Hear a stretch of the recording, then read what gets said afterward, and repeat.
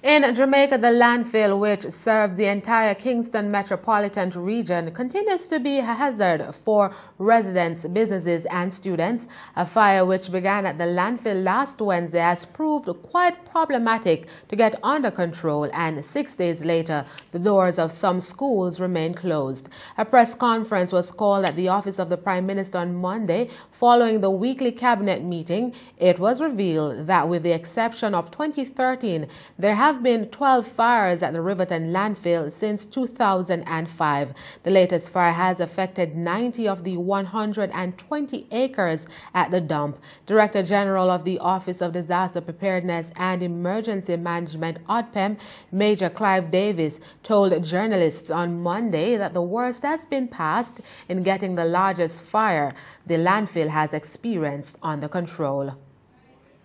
The operation on the ground has been progressing at a steady and satisfactory pace.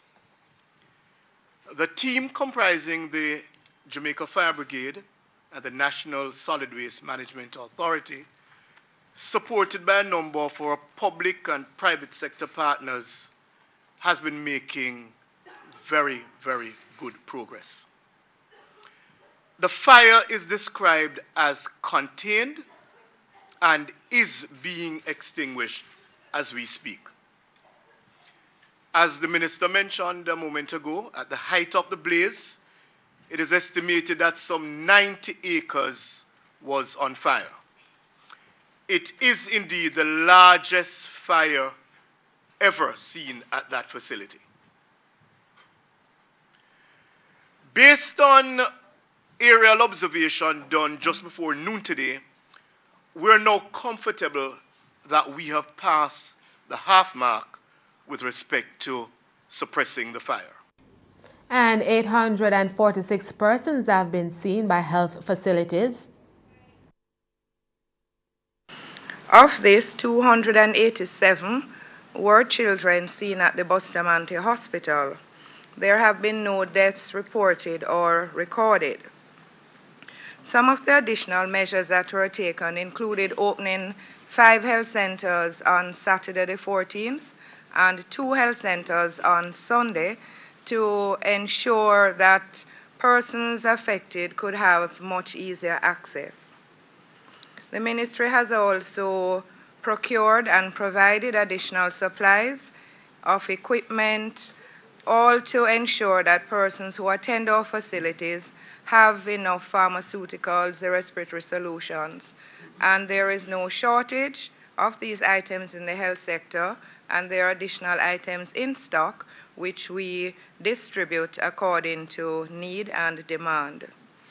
In terms of the air quality testing, the Ministry of Health placed equipment on the 13th of March for 24-hour collection of samples, and the preliminary tests have resulted in results which have shown that for the site, one of the sites on Spanish Town Road close to the fire, the level of particulate matter, those are the fine particles that you'll find in any smoke of this sort, was just above the normal limit. The site in Halfway Tree was well below the normal level. Meanwhile, some 241 schools in Kingston and St. Catherine were closed since Friday. They continue to be on shutdown for a second day. They will also have to put on hold the Grade 6 Achievement Test, GSAT, which was scheduled to be held island-wide on Thursday and Friday of this week. The test will be instead done next week, Thursday and Friday. Education Minister Ronald Thwaites apologized to parents and students outside the corporate area who will also have to abide by the delay. Of the 38,470 students who are scheduled to sit the examination this year, 11,675, almost 30%, are within the areas affected by the fire, involving 241 schools in the corporate area in St. Catherine. And our checks on the ground, our reports reveal that several of the GSAT students, as well as staff members, are affected by the adverse conditions. And given the uncertainty of the smoke nuisance that is likely to still be present, despite the positive news given to us by the Director of ODPEM just now. It would be difficult to go ahead and keep the original dates for the examination.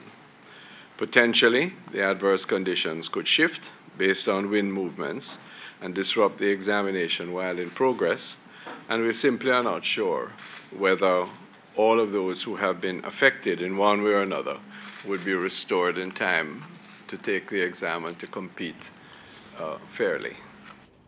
Meanwhile, the opposition Jamaica Labour Party, JLP, is taking the government to task. They say the government and the National Solid Waste Management Authority, NSWMA, have proven to be quite ineffective in crisis management. Opposition spokesman on local government, Desmond McKenzie, suggested that help to put out the Riverton fire would have been more forthcoming if the state agencies had a better track record. Every day we are getting a different deadline as to how and when this fire will be contained. It has cost this government since 2012 in excess of $160 million to fight fire at the dump. And one of the reasons why they ran into difficulty on Thursday was because many providers of service was not prepared to offer their equipment because of past experience where it took them almost 6-7 months to get paid. Mr. McKenzie chastised both the NSWMA and the government for not carrying out many of the initiatives which were to be implemented after the last major Riverton fire in 2012. He says the same funds now being sourced to put out the fire could have been used to make the dump safer. Whatever needs to be done to ensure that we do not compromise its operation must be done, and it can be done. They can find the money when it is necessary to put out the fire. The same effort, the same urgency, the same pressure that is brought on the Ministry of Finance to provide the funds to out the fire. You must put on the same pressure on the Ministry of Finance to give you the resources to deal with the measures that are required to help to mitigate against the frequency of fires at the dump. Opposition spokesman on Land and the Environment, Alexander Williams, says there's even more blame to go around.